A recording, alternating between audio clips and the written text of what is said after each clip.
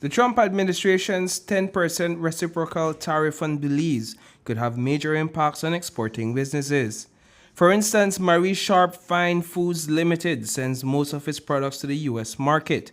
Adding a tax to products that have enjoyed duty-free exports for decades is bad for business, says Jody Williams, the Chief Sales Marketing Director.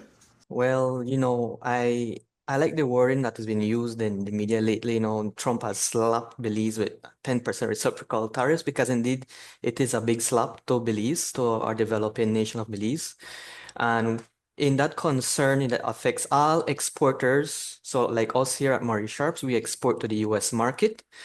And for all the years that Mrs. Sharp and the company has been exporting to the US since 1989 to before this decision was made, there was 0% tariffs imposed on our products. Marie Sharp, the founder of the company, talked about this problem in her 2018 biography.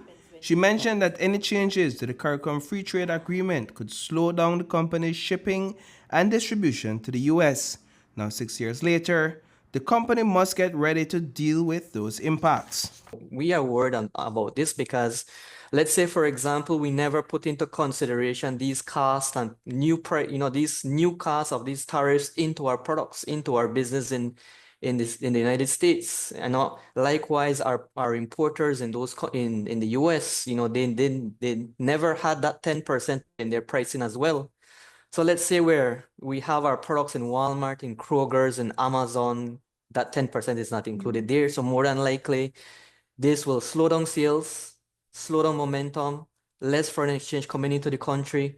We might have to halt certain expansion because, we had full momentum when it comes to US sales, especially with Walmart. Economic consultant Dr. Leroy Almendares shared his thoughts on how the Trump administration's tariffs are impacting Belize's exports.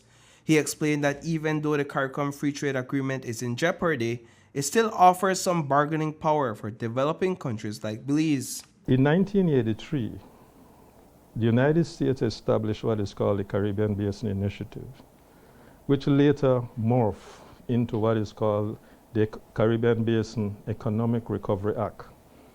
What's the purpose of that?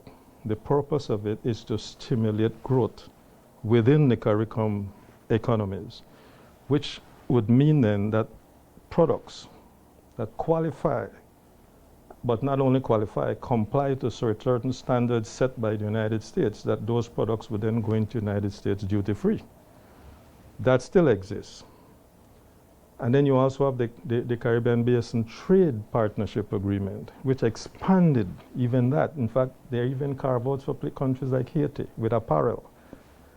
And so that still exists. It means that a number of our products can still take advantage of it. What the US does is this: utilization rate. Because if the US imports collectively as a block from CARICOM, and its import is about 49% of total imports, its exports about 24% of total exports, that simply means there's some level of significance there. And if it relies on us for seafood and other products from Belize, then we have to make sure that we maintain those quotas. Dr. Almendares mentioned that the U.S. Trade Representative in Belize needs to create a report with recommendations on whether to suspend these tariffs in line with the trade agreement. Meanwhile, the government of Belize isn't wasting any time. Just one day after the tariff was imposed, they held a high-level meeting to discuss its potential impact. In a press release, the government promised to use all political and diplomatic channels to tackle the issue. However, who ends up paying the 10% tariff, whether it's the exporter in Belize or the importer in the US, depends on the methods used to get the products there. It all depends on shipping Incoterms. For example, let's say we use the Incoterm FOB Belize. Our prices are to the port of Belize. So we get it from factory to there, that's the price. Once the ship sails, automatically the ownership of those goods transfer to our importer. So our importer in the US will pay that 10% because they are imported into the US.